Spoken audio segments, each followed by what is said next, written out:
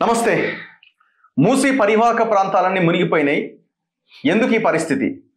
ముఖ్యంగా MGBS bus stand ఉంది కదా, ఎంజీబీఎస్ బస్ స్టాండ్ అంతా నీళ్ళలో మునిగిపోయింది. సరే, ఇప్పుడు పరిస్థితి సెట్ అవుతున్నది. అండ్ ఆ పరివాహక ప్రాంతంలో ఉన్న కాలనీలన్నీ మునిగిపోయినాయి. మరి దేనికి మునిగినాయి? సడన్గా నీళ్లు విడుదల చేశారు, అందుకే మునిగినాయి అన్నది బీఆర్ఎస్ వాళ్ళు చెప్తున్నమాట.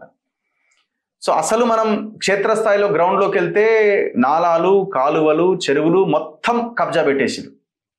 ఇది ప్రధానమైన కారణం. అసలు ఏం జరుగుతున్నది? మూసీ చరిత్ర ఏంది? అసలు ఈ పరిస్థితి ఎందుకు వచ్చింది? ఇంతకంటే డబుల్ వర్షం పడితే, అంతకంటే ఎక్కువ పడితే పడదని గ్యారంటీ ఏంది? 100% పడుతుంది. ఇవాళ కాకపోయినా ఇంకా 2 ఏళ్లకో 3 ఏళ్లకో 5 ఏళ్లకో పడుతుంది. మరి అప్పుడు సిచ్యువేషన్ ఏంది? ఇప్పుడు ఇన్లే మునిగినాయి, అప్పుడు మొత్తం జనమంతా మూసీలో కొట్టుకుపోయే పరిస్థితి కూడా రావచ్చు. ఒకసారి అంశం మీద డిస్కస్ చేద్దాం. దీంతో పాటు ఇంకా ఒక 2-3 అంశాలు ఉన్నాయి. నా ముందు పాషం యాదగిరి సార్ ఉన్నారు, డిస్కస్ చేద్దాం. సార్ నమస్తే. నమస్తే. సో ముందుగా మీకు ఈ చరిత్ర ఇవన్నీ మీకు తెలుసు కాబట్టి మీరు ముందు నుంచి చూస్తూ వస్తున్నారు. మీరు ఎన్నో జర్నలిస్ట్గా ఎన్నో వార్తలు కూడా రాసి ఉన్నారు కాబట్టి, విశ్లేషించారు కాబట్టి, ఈ మూసీ పరివాహక ప్రాంతాలు నిన్న ఎంజీబీఎస్ బస్ స్టాండ్ మొత్తం మునిగింది. కారణం ఏంటని మీరు అనుకుంటున్నారు? ఒకటి ఏమిటంటే, ఎంజీబీఎస్ కట్టినప్పుడే ప్లాన్ దీవిలో కట్టినారు, మధ్యలో ఉంటుంది అది. అక్కడ జైన్ల సమాధులు ఉన్నాయి, మల్లికార్జున మరణ గుడి కూడా ఉంది అక్కడ. అవన్నీ కొట్టేయాలని చూసినారు ఆర్టీసీ వాళ్ళు, గొడవలేని. పల్లంగా ఉంటుంది, అట్లా కట్టొద్దు అక్కడ. కట్టేటప్పుడు పక్కన పెద్ద మిస్సిపి హ్యాంగర్ ఉండేది, పెద్ద హ్యాంగర్, అద్భుతంగా కట్టినారు. కొండ బాగు పక్కన ఉంది, బాగు దూరం.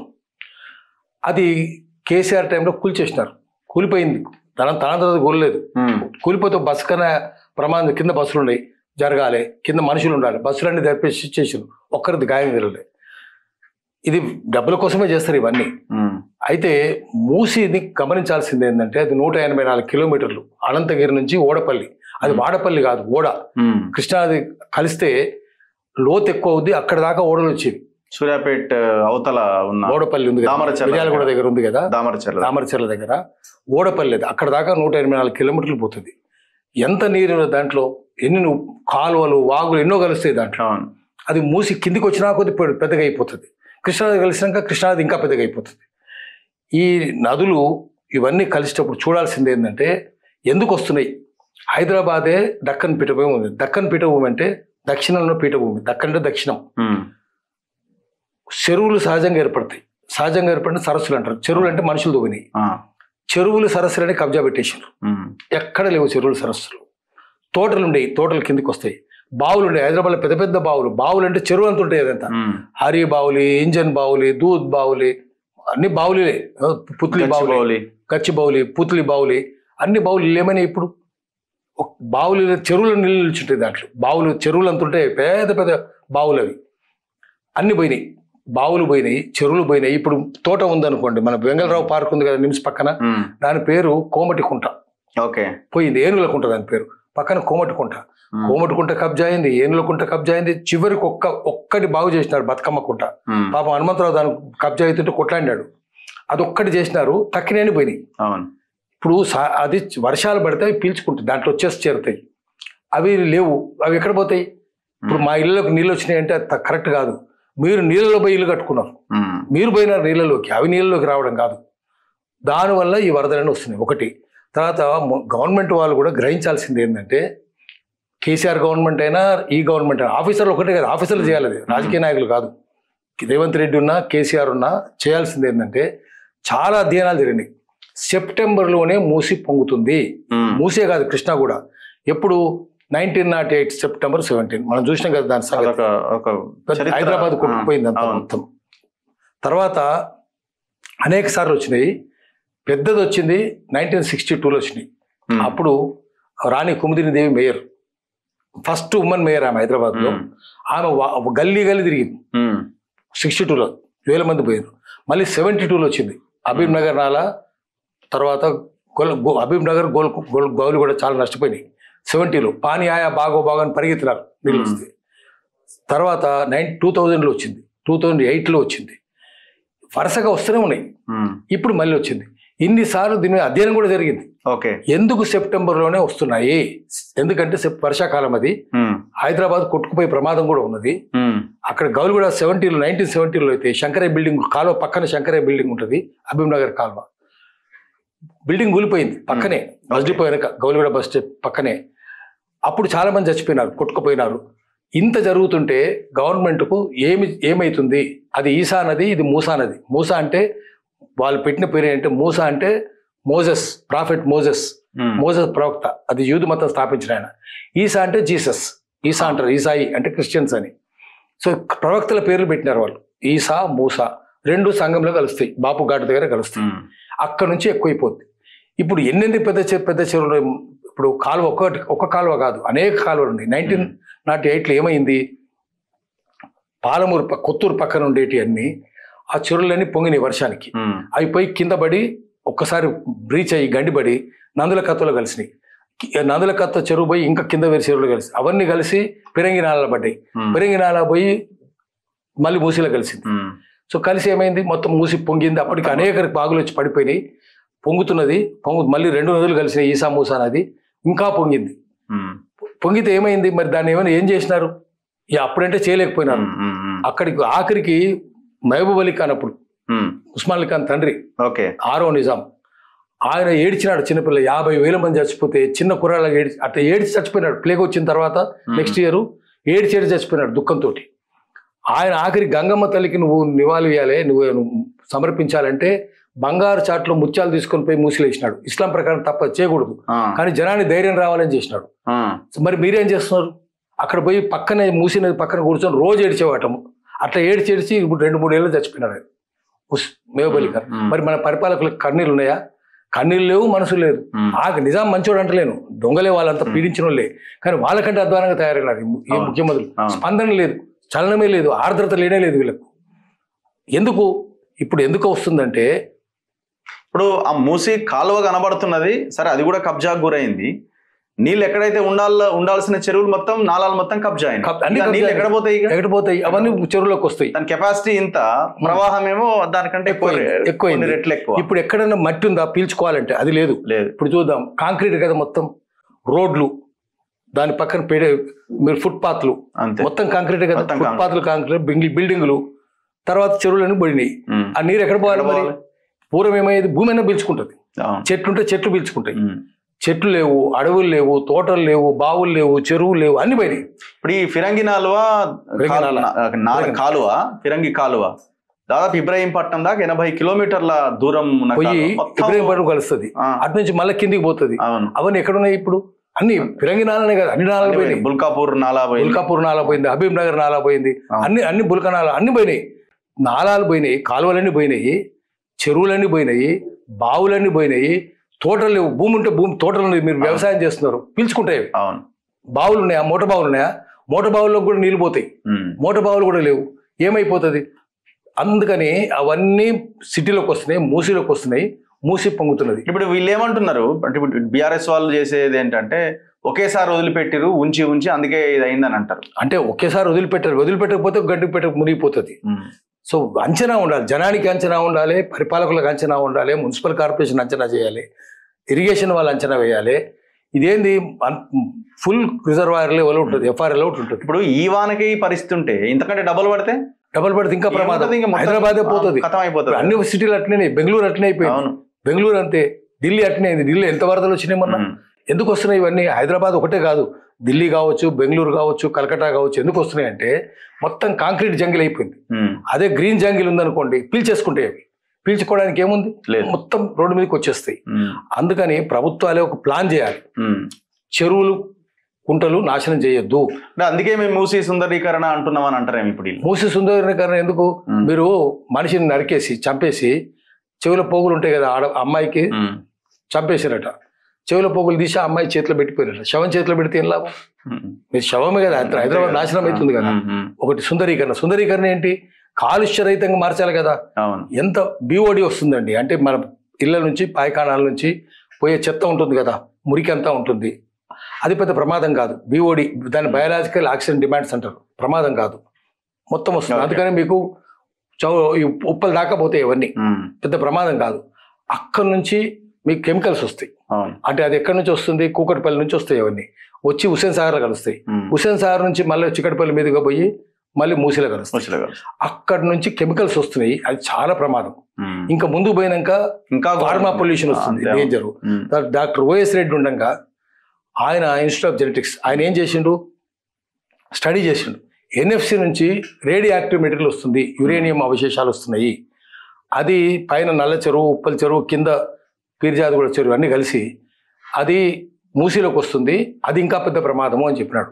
అంటే యురేనియం కొంచెం పర్మిసిబుల్ లెవెల్లో ఇక్కడ కూడా ఉంది, ఎందుకంటే భూమిలో ఉంది. ఇంకోటి ఏమో ఎన్ఎఫ్సి నుంచి వచ్చేది, దాన్ని శుద్ధి చేస్తుంటే యురేనియం దాని నుంచి అవశేషాలు వస్తాయి, వచ్చి అందులో కలుస్తాయి.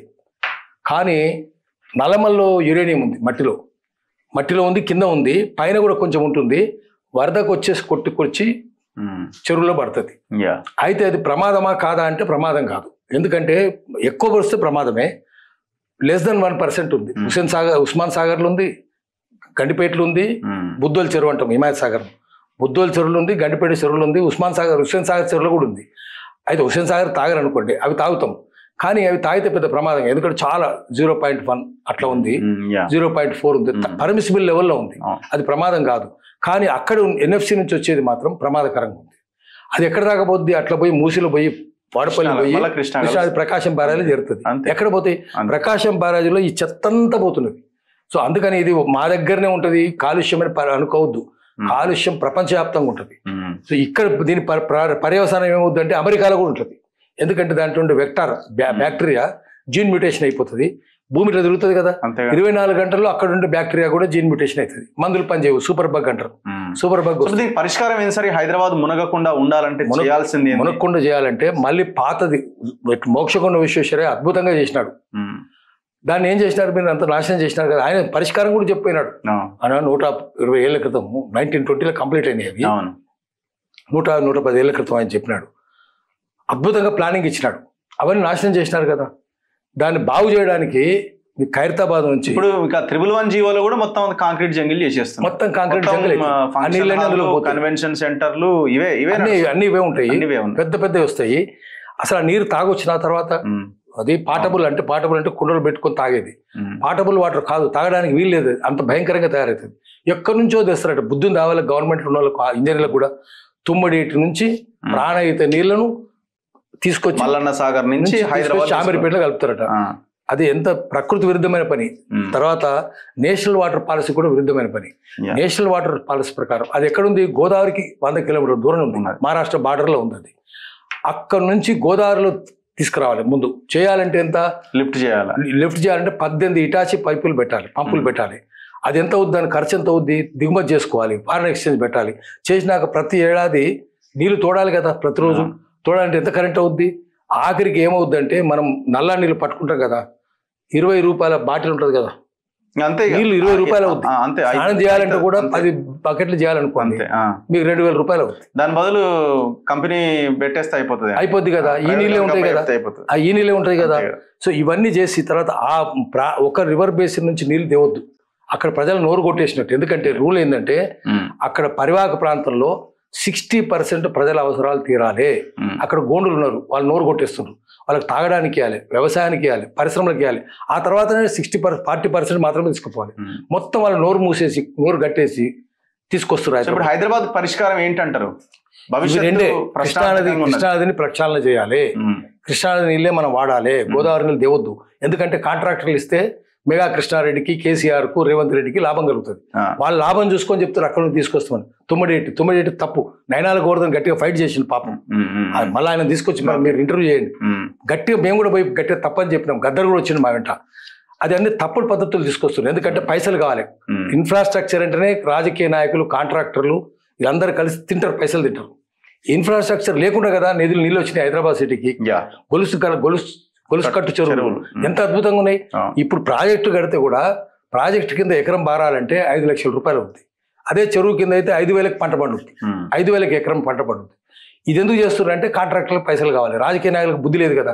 ఆఖరి ప్రాజెక్టులు కడితే సోషల్ సామాజిక వ్యయం ఎంత అవుతుంది, ప్రజలు ఎంత నష్టపోతారు, ఎంతమంది చచ్చిపోతారు చూస్తాం కదా. ఏ ప్రాజెక్టు కట్టినా కూడా ప్రాజెక్టు కట్టోడు దేశద్రోహి, ప్రకృతి కూడా ద్రోహేవాడు. అందుకని ప్రకృతిని కాపాడుకోవాలి, ప్రకృతి పరంగానే చేయాలి. మళ్ళీ మూసినది ఇంత జరుగుతుంటే ఇన్నిసార్లు నేను చెప్పిన కదా, వరదలు 1908 నుంచి మనకు ప్రతి సంవత్సరం సెప్టెంబర్లో జరుగుతాయి. 1908 నుంచి మన దగ్గర ఆధారం ఉన్నాయి, అంతకంటే ముందు లేదు మనకు. 1908లో జరిగింది, 1962లో జరిగింది, మళ్ళీ 70లో జరిగింది, మళ్ళీ 2000లో జరిగింది, 2008లో జరిగింది, ఇప్పుడు జరిగింది. అప్పుడేమో మేయర్ అప్పుడు 2020లో కూడా బీభత్సంగా 2020 బాగా భయంకరంగా 2018 2020 ఇంత భయంకరంగా ఉంటే దీన్ని మరి ఆఫీసర్ ముందే పసిగట్టి చెప్పాలి. చెప్తున్నారు అక్కడ పోదు అని చెప్తున్నారు, కానీ నీళ్ళు వదిలిపెడతామని కూడా చెప్పాలి. అయితే అంచనా దొరకలేదు వాళ్ళకు, టక్కునే వదిలాల్సి వచ్చింది. నీళ్ళు వస్తాయి అంటే వాళ్ళు ఎఫ్ఐఆర్ దాకా పెట్టుకుందాం అనుకున్నారు, ఒక్కసారి పైనుంచి వచ్చేసరికి తట్టుకోలేకపోయినారు. వాళ్ళు తట్టుకోలేక వదిలేసినారు. బట్ ఏమైనా సరే హెచ్చరికలు అయితే చెప్పాలి జనానికి. వాళ్ళు కాదు, మూసి సుందరీకరణ దానికి ఒక ప్రాజెక్ట్ ఉంది కదా, వాళ్ళు పోయి చెప్పుకోవాలి, వాళ్ళకి అంచనా ఉంటది కదా. ఫస్ట్ ఉన్న సిటీని ఆలోచించాలి. ఇప్పుడు 4th సిటీ అంటున్నాను, అదో పెద్ద కథ. అది ఇక్కడ ఉన్నదానికే లేదు, కానీ లేని దానికి ఏం ప్లానింగ్ చేస్తారు? దానికి మోక్షగుండ విశ్వేశ్వరం తీసుకురమ్మండి, ఆయన ఆత్మను తీసుకొచ్చి ప్లాన్ చేయమనండి. అప్పుడు ఒక 2 చిన్న అంశాలు ఉన్నాయి. ఒకటి, బీసీ రిజర్వేషన్ల మీద నిన్న హైకోర్టులో విచారణ జరిగింది. మీరు పంచాయతీరాజ్ చట్టాన్ని సవరించారు, అసెంబ్లీలో బిల్లు ఆమోదించారు, గవర్నర్ సంతకం పెట్టకుండా బిల్లు ఎట్లా చట్ట సవరణ అవుతుంది, ఆలోపుగా మీరు జీవో ఎట్లా తెస్తారు అనేది కోర్టు క్వశ్చన్ చేసింది. మొత్తానికి అదొక సందిగ్ధంలో ఉన్నట్టు కనబడుతున్నది. నోటిఫికేషన్ ఇస్తారా, వెయిట్ చేస్తారా, ఏం జరుగుతుందో కానీ మొత్తానికైతే దాదాపు 4-5 ఏళ్ళుగా ఎలక్షన్స్ లేకుండా పోయింది. ఇప్పుడు ఏంది బీసీ రిజర్వేషన్ల బిల్లు? ప్రభుత్వాలకు చిత్తశుద్ధి ఉంటే ఇప్పటికి వచ్చేస్తుంది, పార్టీలకు చిత్తశుద్ధి ఉండాలి. లేదు, పుల్లు వచ్చి మేకలకు న్యాయం చేస్తాయా? పుల్లు చెప్తుంది మేము రండి మేము న్యాయం చేస్తాం, రాగానే తినేస్తాయి. వీళ్ళు ఎందుకు చేస్తారు? చెయ్యరు. దీంట్లో బీజేపీ పాత్ర కూడా ఉంది. వాళ్ళు ఢిల్లీ గవర్నర్ ఎందుకు ఢిల్లీకి చెప్పారు? పొలిటికల్ డెసిషన్ తీసుకోవాలి. గవర్నర్ సంతకం పెడతలేడు, ఎందుకంటే పైన చెప్పాలి వాళ్ళు చెప్తేనే. బాటేతో టూటేగా అని చెప్పిండు కదా, మీ సమాజాన్ని విడగొడితే విరిగిపోతామని చెప్పిండు. అమిత్ షానే చెప్పిండు, మోదీ చెప్పిండు. కాబట్టి వాళ్ళకి రిజర్వేషన్లకు వ్యతిరేకం. వాళ్ళకు బీబీ పాలన కావాలి, బ్రాహ్మణ్ బనియా పాలన కావాలి, వాళ్ళు వ్యతిరేకం. వీళ్ళకు కూడా అదే పాలన కావాలి. వీళ్ళు అప్పర్ శూద్రాసే కావాలి, శూద్రులు పైన శూద్రులు కావాలి. చంద్రబాబు కావచ్చు, రేవంత్ రెడ్డి కావచ్చు, వీళ్ళకు అదే కావాలి. దానివల్ల ఏమవుతుంది? దానివల్ల వాళ్ళు తాత్సారం ఇద్దరు కలిసే సైకిల్ చేసుకుంటారు. నువ్వు అట్లా లేట్ చేసినట్టు చేయి, నేను ఇక్కడ చేసినట్టు చేస్తా. జివో తీస్తే చెల్లదనే సంగతి కూడా వాళ్ళకి తెలుసు. కోర్టు కరెక్టే చెప్పింది, జివో చెల్లదు, ఎట్లా చేస్తుంది అందుకని ఏంటంటే ఏ చట్టం తెచ్చినా దాంట్లో సేవింగ్ ప్రొవిజన్ ఉంటుంది, ఎగ్జిట్ రూట్ ఉంటుంది. చట్టం తెచ్చినట్టు తెస్తాం, దాన్ని తప్పించుకునే మార్గం పెట్టాం. ఇంకోటి ఉంటుంది, ఇట్లా చట్టం తెద్దాం, అట్లా తప్పించుకుందాం. అట్లా తప్పించుకోవడానికి ఎగ్జిట్ రూట్ ముందే పెట్టుకున్నారు. బయట పోయేది లోపలికి పోయే రూట్ ఉంటుంది, తప్పించుకొని పారిపోయే రూట్ ఉంటుంది. సేవింగ్ ప్రొవిజన్ ఉంటుంది. దాని చట్టంలో మనల్ని మనం మినహాయించుకునే ప్రొవిజన్ నిబంధన ఉంటుంది. ఆ నిబంధన ఇది. అందుకని బీజేపీ కాంగ్రెస్ కలిసే కుట్రలు చేస్తున్నాయి. కాబట్టి న్యాయం జరగదు. మేకలు గ్రహించాలి, ఈ పుల్లతోటి న్యాయం జరగదు అని గ్రహించాలి. ఇదంతా డ్రామా చేసినట్టే చేస్తారు, ఏముండదు, అంతా ఇచ్చినట్టే ఇస్తారు. బీసీలు ఏం ఆలోచించాలి? ఎలక్షన్స్ జరగాలి, అందరూ పోటీ చేయాలి, ఇవన్నీ ఉన్నాయి. మరి బీసీలు ఏం ఆలోచించాలి? బీసీలు ఏం ఆలోచించాలంటే గల్లా బట్టి అడగాలి. అధికారం బీజేపీని అడగాలి, కాంగ్రెస్ అడగాలి. బీఆర్ఎస్ ఏం చేసింది? అది కూడా అట్లనే ఉంది కదా. అంతే, అందరూ దొంగల పార్టీలు ఉన్నాయి కదా. మంచి పేదల పార్టీలా, ప్రజల పార్టీలా కావు కదా. చోర్ల పార్టీలు అందరూ దొంగలే, రాజకీయ నాయకులు అందరూ దొంగలే ఉన్నారు. అందుకని బీసీలు అందరూ కలిసి ఒక ప్రత్యామ్నాయం సృష్టించుకోవాలి. ఎలక్షన్లో ఉంటే ఎట్లా ఉండాలి, ఒక ప్రత్యామ్నాయం కావాలి. ప్రత్యామ్నాయం ప్రజాస్వామికంగా ఉండాలి. ఎన్నికల్లో డబ్బులు ఖర్చు లేకుండా ఉండాలి. నిజాయితీ పనులకు ఇవ్వాలి, శ్రమ చేసే వాళ్ళకి ఇవ్వాలి, సేవ చేసే వారికి ఇవ్వాలి. ఎవరికైనా సేవ చేసేవాళ్ళు ఉన్నారు? ఏ పార్టీలన్నా ఇస్తారా? ఏ పార్టీ సేవ చేసేవారికి ఏదు? మేధావులకు ఇస్తా ఏదు, నిస్వార్థ పనులకు ఇస్తా ఏదు. ఎవరికి ఇస్తారు? దొంగలు లంగల్ లఫంగలకే ఇస్తారు. కాబట్టి వాళ్ళు బీసీల దొంగలు లంగల్ లఫంగలు ఉండరు కదా. మాకు దొంగల చోరతంత్రం కావాలి. చోరులు ఎక్కడ ఉండరు? బీసీలలో ఉండరు, ఎస్సీలలో ఉండరు, ఎస్టీలలో అసలే ఉండరు. కాబట్టి మైనారిటీలు కూడా అంతే సంగతి. అందుకని ఎవరైనా సరే దీంట్లో మీ దాంట్లో దొరుకుతలేరా? ఏం చేయాలి మరి? బీసీలలో గై దొంగ గౌడ్లను చూస్తాం, గౌడ్ల సర్వాయి పాపనుడు కానీ గై దొంగలేడు. ముదిరాలను చూస్తాం, పండుగల సాయనుడు కానీ గై దొంగలేడు. కాబట్టి ముదిరాలకు ఇచ్చలేదు, గౌడ్లకు ఇచ్చలేదు, కురుమలకు ఇచ్చలేదు, గొల్లలకు ఇచ్చలేదు, చాకలికి ఇచ్చలేదు, మంగళకి ఇచ్చేది లేదు. అంతే. ఎవరికి పద్మశాలకి ఇచ్చేది లేదు. ఎవరికి ఇయ్యరు. వాళ్ళు బలిసిన వాళ్ళకి ఇస్తారు. బలిసిన వాళ్ళంతా భూములు కబ్జాలు పెట్టి మాఫియానే కదా వాళ్ళంతా. Land mafia, sand mafia, mine mafia, one mafia. వీళ్ళు దాంట్లో బీసీలు ఎవరికి ఉన్నారా? లేదు, ఏమీ లేదు. కాబట్టి బీసీలకు రావు. తెలుసుకోవాల్సింది ఏంటంటే వీళ్ళు పుల్లు మేకలకు న్యాయం చేయవు. కాబట్టి మేకలంతా ఒక సంఘంగా ఏర్పడాలి. ఆయన చెప్పిండు కదా, పులి చంపిన లేడి నెత్తురు కాదు, లేడి చంపిన పులి నెత్తురు కావాలి. లేడులందరూ ఏకమై పులిని చంపాలి. జింకలన్నీ ఏకమై పులిని చంపాలి. జింక చంపిన లేడి నెత్తురు కావాలి. అప్పుడు ప్రజాస్వామ్యం ఉంటుంది. పులి చంపిన లేడి నెత్తుంటే దొంగల రాజ్యం ఉంటుంది. అంతే అంతే. అందుకని బీసీలందరూ సోయిలో పడాలి, చైతన్యం తెచ్చుకోవాలి, ఏకం కావాలి. ఎట్లా ఏకం కావాలి? తాడు పేనుకున్నట్టు పేనుకోవాలి. నువ్వు ఈ కులంలో రా, నువ్వు ఈ కులంలో రా, నీ దారి నువ్వు, నీ దారి నాదే. కానీ అందరం శత్రువుని దాడి చేసేటప్పుడు మాత్రం ఉమ్మడిగా దాడి చేయాలి. Let us March separately but strike together. అట్లా చేయాలి. దానికోసం ఒక ప్రత్యామ్నాయం కావాలి. ప్రత్యామ్నాయం కావాలంటే ప్రజలను చైతన్యవంతం చేయాలి. దానికి ఏం చెప్తామంటే చైతన్యం పునాదిగా ఉద్యమాలు ఉండాలి, సంఘీభావం పునాదిగా పోరాటాలు ఉండాలి. కాబట్టి అన్ని సంఘీ కులాల మధ్య సంఘీభావం సృష్టించాలి. బీసీ గౌడ్లకే సంఘీభావం లేదా? చెట్టు మీదకి వెళ్ళి గౌడ్ కింద పడతాడు. ఎవరు పోతారు? పొన్నం ప్రభాకర్ గౌడ్ పోతారు. అక్కడికి పడికి చచ్చిపోతారు గీత కార్మికుడు. పొన్నం ప్రభాకర్ గౌడ్ పోడు, మహేష్ కుమార్ గౌడ్ పోడు, మధుయాష్కి గౌడ్ పోడు, దేవేంద్ర గౌడ్ పోడు, బూర నరసయ్య గౌడ్ పోడు, పోనే పోడు వాళ్ళ దగ్గరికి. పేదోళ్ళు లెక్క పెడతారు. అన్ని కులాలు అంతే, యాదవులు అంతే, బీసీలు అంతే, ముదిరాయిలు అంతే, పద్మశాలీలు అంతే. పేద పద్మశాలిని పేద సంపన్న పద్మశాలి పట్టించుకోడు. మరి ఎట్లా? అందుకని ఆర్థిక తారతమ్యం. రెడ్డి కూడా అంతే, పేదరెడ్డి ఆత్మహత్య చేసుకుంటాడు. ఏ సంపన్న రెడ్డి ఎవడు పోతాడు? ఎవడు పోడు. రెడ్డి రైతు, ధరలు లేవు, ఆత్మహత్య. ఏముంటది? కమ్మ, పేద కమ్మ ఆత్మహత్య చేసుకుంటాడు. ఏ కమ్మ పోతాడు? చంద్రబాబు పోతాడా? ఎవరు పోరు. అందుకని వర్గాలు కూడా ఉన్నాయి. వర్ణం ఉంది, వర్గం ఉంది. వర్ణంలో వర్గం ఉంది, వర్గంలో వర్ణం ఉంది.